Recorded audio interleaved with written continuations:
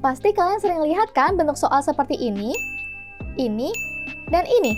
Simak video ini sampai habis karena aku akan kasih tahu ke kalian gimana sih cara ngerjainnya.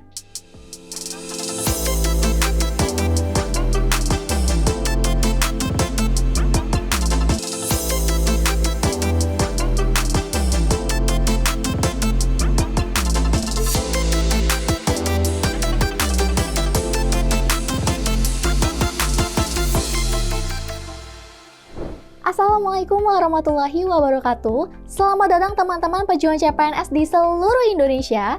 Semoga teman-teman berada dalam keadaan yang sehat walafiat ya.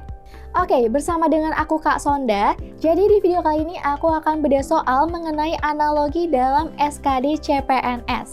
Nggak perlu berlama-lama lagi, yuk langsung kita mulai ke soal yang pertama. Let's go! Oke teman-teman, kita langsung aja nih masuk ke soal yang pertama. Nah, teman-teman, analogi itu terbagi menjadi dua. Yang pertama, analogi berdasarkan tingkatan, dan yang kedua, analogi berdasarkan jenis hubungannya. Nah, kira-kira untuk soal yang pertama ini, analogi apa sih? Oke, untuk soal yang pertama merupakan analogi dua kata ya, atau berdasarkan tingkatannya. Ya, oke. Di ruas kanan ada makanan dan juga rendang. Ada makanan dan rendang. Kemudian di ruas kiri ada bunga dan titik-titik-titik. Nah, kira-kira apa sih hubungan antara makanan dan rendang? Oke, salah satu jenis makanan adalah rendang.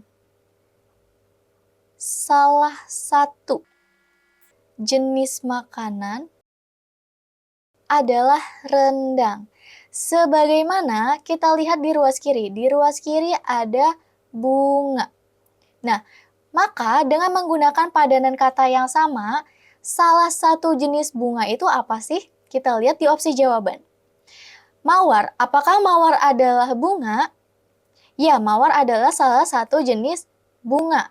Ya, maka jawabannya adalah yang A, teman-teman. Jawabannya mawar. Bukan lapar, bukan kenyang, bukan taman. Kenapa sih Kak kok bukan taman? Karena taman itu merupakan letak bunga ya teman-teman ya, bukan jenis bunga. Nah, untuk soal yang pertama, jenis yang ditanyakan ya teman-teman ya.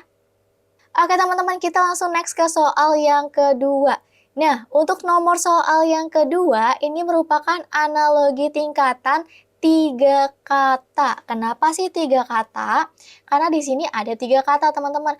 Ada pena, ada tinta, dan ada kertas. Ya. Oke, lalu gimana sih cara kita ngisi 3 kata di ruas kanan? Nah, caranya adalah kita lihat apa sih hubungannya antara pena, tinta, dan juga kertas. Hubungannya adalah pena, antara pena dan tinta, hubungannya apa sih teman-teman? Pena memerlukan tinta. Untuk apa? Untuk menulis di atas kertas. Ya. Jadi hubungannya adalah pena memerlukan tinta untuk menulis di atas kertas. Sebagaimana ya, kita lihat di opsi jawaban yang A. Kuas membutuhkan palet untuk mengecat di kertas. Apakah kuas hanya membutuhkan palet saja? Tentu tidak ya teman-teman ya. Opsi yang A kurang tepat. Sekarang kita beralih ke opsi yang B. Kuas memerlukan cat untuk mengecat di dinding. Ya, untuk opsi jawaban yang B benar ya teman-teman ya. Kuas memerlukan cat di atas dinding. Jadi jawaban yang betul ada di opsi jawaban yang B. Kuas, cat, dan dinding. Oke, kita next ke soal selanjutnya ya teman-teman.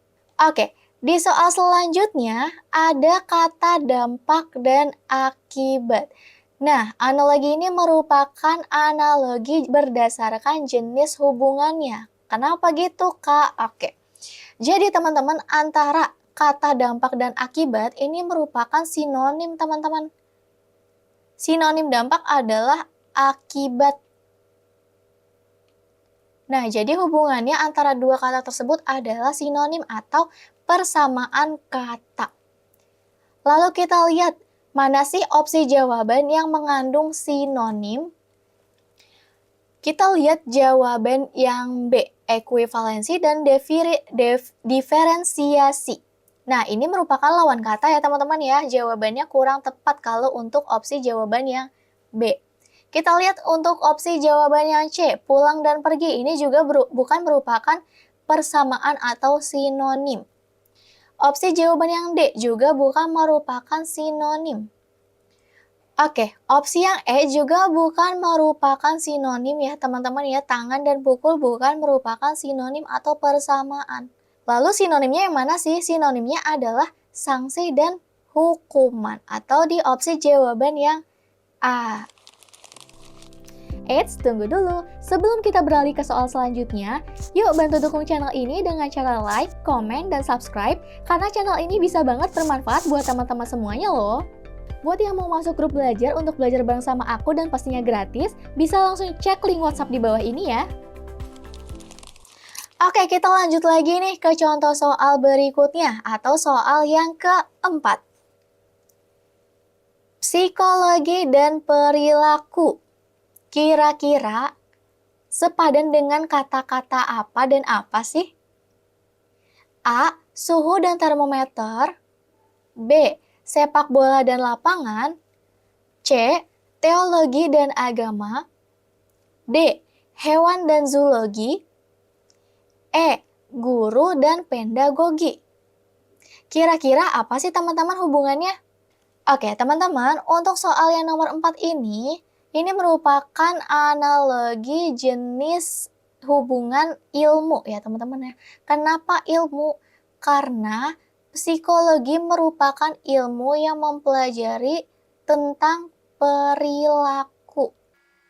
Psikologi merupakan ilmu yang mempelajari tentang perilaku. Sebagaimana kita lihat di opsi jawaban yang A. Apakah suhu adalah sebuah ilmu? Tentu bukan ya teman-teman ya, suhu bukan sebuah ilmu. Sepak bola apakah sebuah ilmu? Bukan ya, sepak bola adalah sebuah cabang olahraga. Opsi yang C, teologi dan agama. Apakah teologi adalah sebuah ilmu? Ya, betul ya teman-teman ya, teologi adalah sebuah ilmu. Ilmu apa? Ilmu yang mempelajari tentang agama. Jadi jawaban yang betul untuk soal nomor 4 adalah teologi dan agama.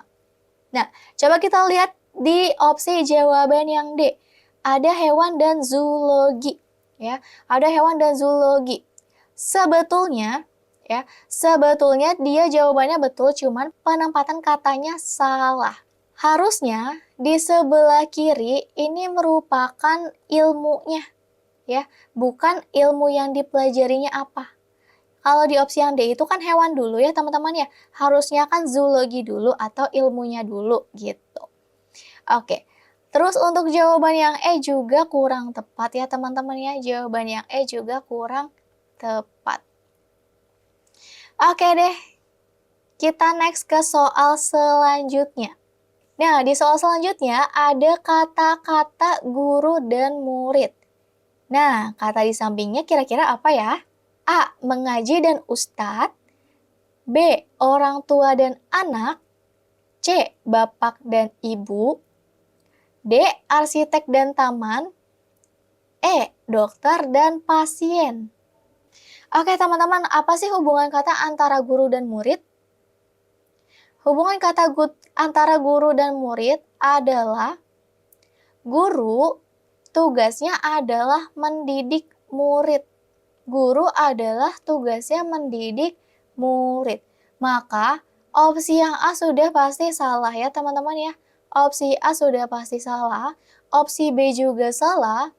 Opsi D salah. Opsi E juga salah. Dokter tidak mendidik pasien, tapi dokter mengobati pasien. Arsitek tidak mendidik taman, tapi arsitek membuat taman. Bapak tidak mendidik ibu, tapi bapak membimbing ibu.